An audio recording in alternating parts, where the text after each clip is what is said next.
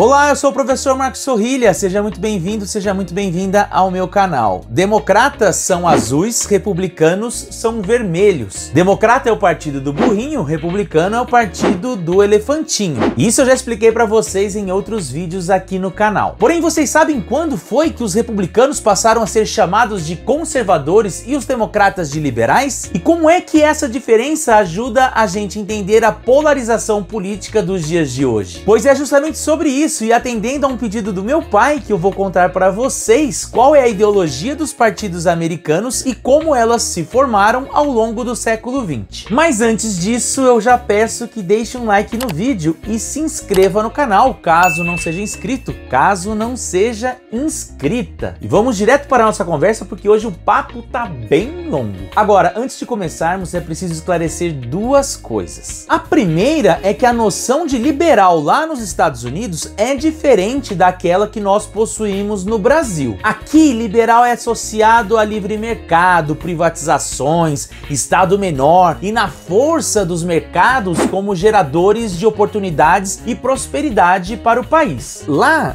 o liberal, ou então o liberal, como se pronuncia, é algo semelhante ao que nós denominamos aqui de progressista. Ou seja, aquele sujeito que acredita numa maior participação do Estado para gerar igualdade e impulsionar o bem-estar à população, tendo um certo papel de destaque também na economia. A segunda coisa a se esclarecer é que conservadorismo e liberalismo não pertencem exclusivamente a um desses dois partidos que existem por lá. Por exemplo, se nós pegarmos no nascimento do Partido Republicano em 1854, ele era o Partido Liberal, enquanto o Partido Democrata era o Partido Conservador, às vezes conservador até demais, com ligações com grupos supremacistas, como é o caso da Ku Klux Klan. E quando isso começou a mudar? Quando o Partido Democrata se tornou o Partido Liberal e o Partido Republicano se tornou o Partido Conservador. E mais, essas denominações continuam funcionando nos dias de hoje? E para responder essas perguntas eu vou pedir que vocês fiquem atentos a três datas: 1936, 1976 e 2008. 1936 é o ano da primeira reeleição de Franklin Delano Roosevelt como presidente dos Estados Unidos.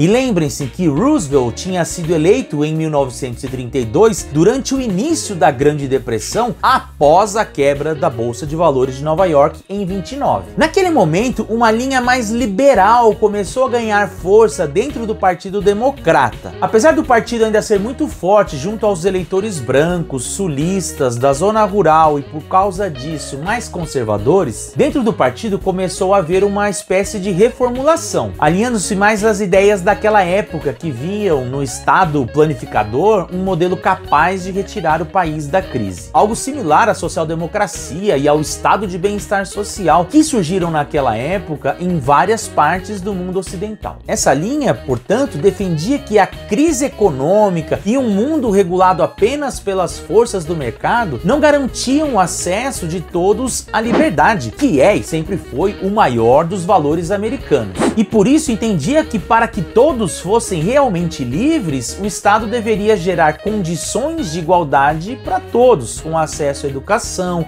saúde, previdência e tudo mais. Ou seja, existiu aí uma reformulação do próprio entendimento do liberalismo lá nos Estados Unidos, dando uma prevalência maior à igualdade dentro do ideário liberal, como forma de garantir a todos acesso à liberdade. E foi justamente esse grupo responsável por essa reformulação que apoiava o governo do Roosevelt, que naquele momento, a partir da sua reeleição em 1936, se converteu em uma verdadeira hegemonia política nos Estados Unidos de uma maneira geral, não apenas no Partido Democrata. E o que eu estou querendo dizer por hegemonia política? Seria que essa forma de entender como deveria ocorrer a relação entre o governo e a população, de maior suporte, de interferência na economia, de maior poder ao governo federal, acabou se tornando a maneira pela qual os políticos, de maneira mais ampla, montavam as suas plataformas de campanha, fossem do Partido Democrata ou do Partido Republicano. E por conta disso, democratas e republicanos tinham quase que as mesmas propostas para o futuro dos Estados Unidos. E, portanto, ambos estavam mais alinhados a essa visão mais liberal da política. E não à toa, esse período após a Segunda Guerra Mundial é denominado pelos historiadores norte-americanos como a Era do Consenso. Agora, isso começa a mudar em 1964, e esse foi o ano da assinatura da Lei dos Civil Rights, que criou maior igualdade entre os brancos e os negros e deu aos governos instrumentos legais mais efetivos para combater o racismo nos Estados Unidos. E o responsável por articular a aprovação dessa lei foi justamente o presidente Lyndon Johnson, do Partido Democrata. E por mais que isso tenha sido um momento positivo na história política dos Estados Unidos, a aprovação dos Civil Rights acabou por gerar um cisma dentro do próprio Partido Democrata, que fez com que uma ala conservadora do partido, liderada pelo político George Wallace, desafiasse o então presidente, o Lyndon Johnson, nas primárias daquele ano, com uma bandeira anti-Civil Rights. É verdade que Wallace perdeu as primárias de 64, porém, ele acabou expondo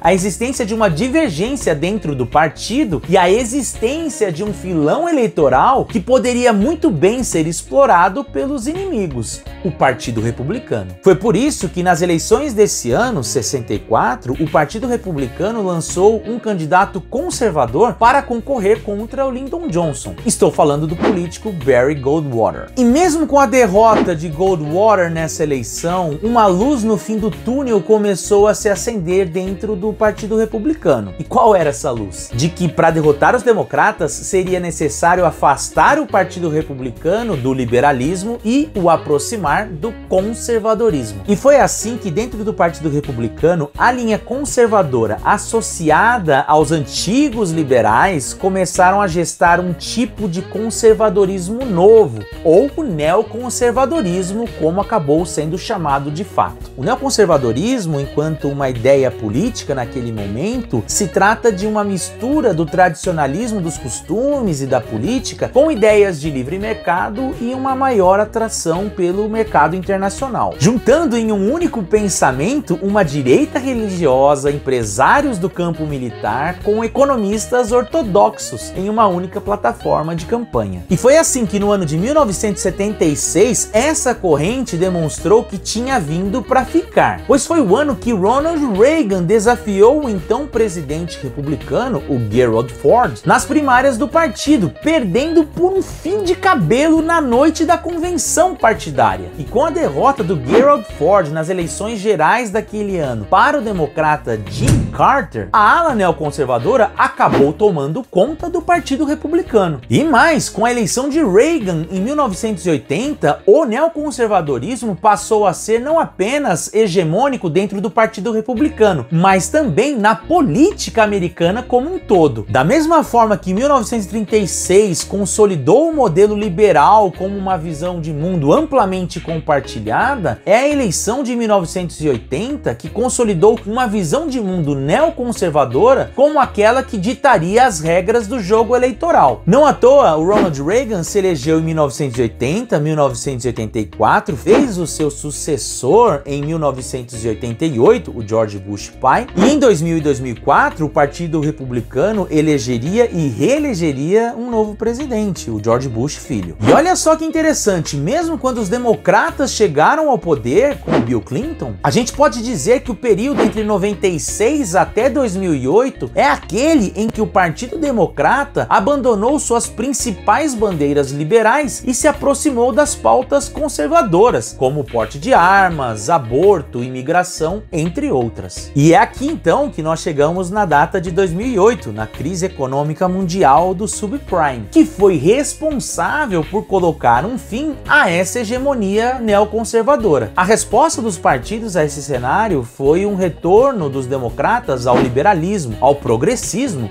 com o Barack Obama. Já o Partido Republicano continuou insistindo em políticos ligados a essa linha neoconservadora, como é o caso do John McCain e do Mitt Romney. Apenas em 2016, o partido começou a projetar uma mudança interna tímida. Naquele ano, as primárias republicanas possuíram um perfil mais eclético, com mulheres, latinos e negros disputando uma chance de se tornarem o candidato ou a candidata do partido que enfrentaria a Hillary Clinton. Mas quem levou foi o Donald Trump, um outsider que, ao contrário do que o partido ensaiava naquele momento, flertando com pautas mais multiculturais, conseguiu reunir a base ainda mais conservadora do partido. Em maior medida, o Donald Trump representa um diálogo maior com um eleitor daquele tipo de conservadorismo da década de 60, anterior ao próprio neoconservadorismo, mais pautado no nacionalismo, mais tradicionalista, de um perfil religioso mais ortodoxo, que defende a indústria nacional no lugar do mundo globalizado. O curioso é que a globalização é um processo que tem início justamente com o neoconservadorismo do Reagan. E negar a globalização, como o Trump fez, é um dos indícios que nos demonstram esse rompimento com o pensamento neoconservador. Por outro lado, essa linha mais ortodoxa de um conservadorismo da década de 60, 50, é aquilo que os cientistas políticos norte-americanos chamam de